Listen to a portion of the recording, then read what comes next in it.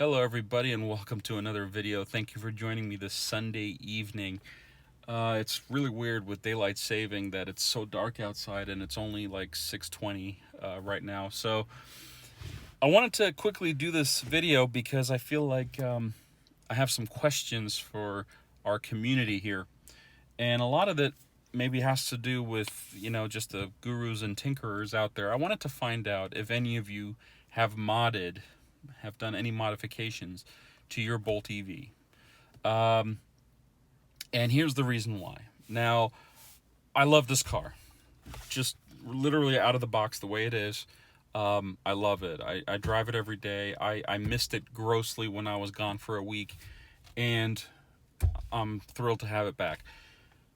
But I'm thinking, like, what can I do to make this car maybe a little bit better? Like, the first thought that came to mind, do I replace these with LEDs or, and obviously those back there too.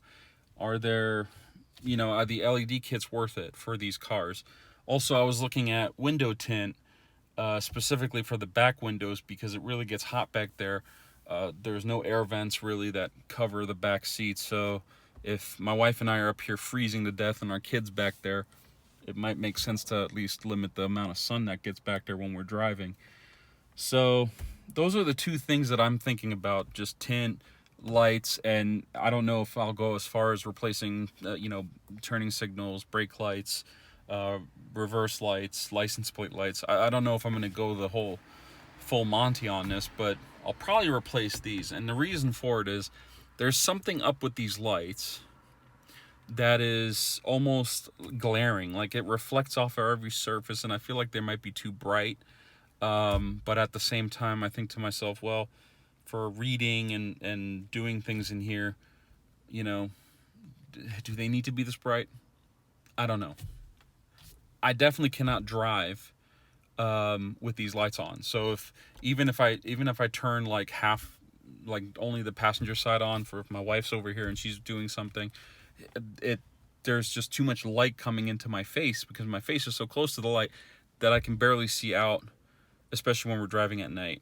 So I'm thinking about getting something that's a little bit dimmer, maybe a different color temperature, maybe a little bit more tungsten-y, closer to like 3200 Kelvin in terms of lighting.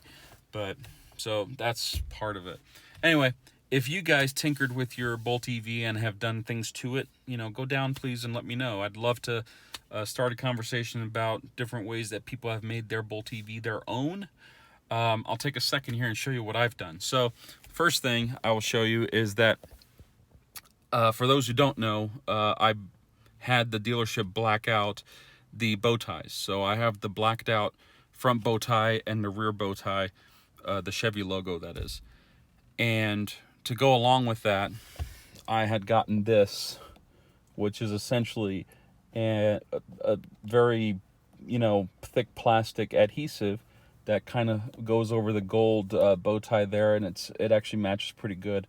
I got that online, and if you're interested in that, let me know. It actually works out really well, and you can peel it off. If you change your mind, you say, I don't like it, you can easily just peel it off and it comes off. So that is one of my custom mods, if you will. Another one, obviously, I have a visor organizer, for stuff that I readily, need. Parking pass, some business cards and whatnot. My nighttime driving glasses are up here as well, in this little pocket. If you flip it over, registration, a cheat sheet of charging rates, summer, winter months, so that way I know when to charge, where to charge, how to charge. I got that dash cam right there. Nothing glorious, but it does shoot in 2160 at 24 frames. It has a microphone in it, and it does, stamp all the data to the video as it's recording, so it's really cool. And I think finally the last mod, if you can call these mods, are these little headrest thingies that I found online. They actually mount to the posts of the headrest, and they're adjustable. Essentially, if you want to nap, Put it down, you can put your head against this, and they're soft. You know, they're kind of spongy. And I got two of them. There's one in the back for my kiddo. And also, he gets our pillow because, well, he's special. And that's pretty much it. I think in terms of modifications, I think that was about as... I don't even know if you can call any of these mods, but I wanted to look at, you know, just making this car cooler and better, and cooler as in temperature, like inside. And I thought tint would do it, some UV filters would do it. The car's already cool, like, you know, so what else can be said about that? But I feel like, you know, if there are people out there who've done stuff to their cars and have experience with, you know, trial and error with certain things, if some things worked out, some things didn't work out, it'd be nice to know that before you spend a whole bunch of money on, you know, reinventing the wheel that somebody else may have already figured out. So if you guys know, go down in the comments and let me know.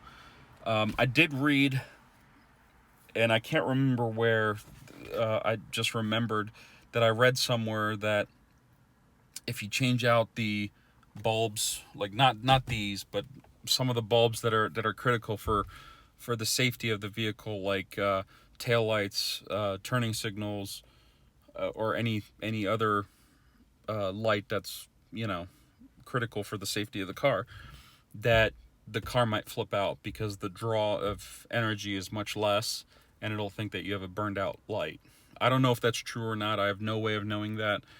You know, I guess I could call the dealership and find out what they say, but I thought that I just pointed out there, and if you guys know anything about what to do with these cars on the mod side, I'll listen. I'll listen to what you guys have to say.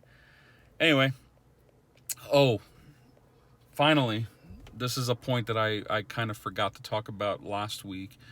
I did end up calling the NHTSA, and I meant to record a video on this, but it wasn't enough data for me to even pick up the camera and record, so I'll just tell you guys this now.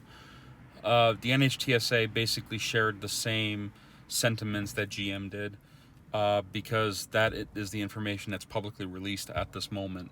There's nothing further that can be said or done, you know, with the NHTSA. So we essentially know where we are with the recall. We know that there haven't been any further incidents, but we do know that GM is taking every step to ensure that affected cars, which is every single one of them, are being remedied before new cars are rolling off the assembly room floor. So I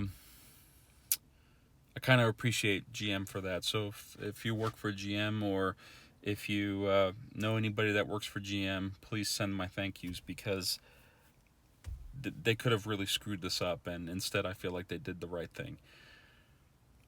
Anyway, I think that's pretty much it. I'm going to go inside now. Actually, my car is at 80... It looks like it's at 80%, so I'm not going to charge it tonight. I am going to drive it a short distance tomorrow, no more than 30 miles, so I have 179 on the clock here to go. And other than that, I want to thank you guys for watching. You guys have been great. The conversations have been awesome.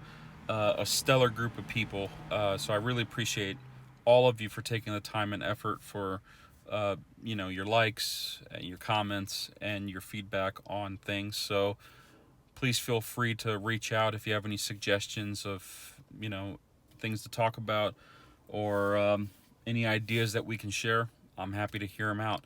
In the meantime, go down below and leave me your thoughts. Until next time, thank you for watching.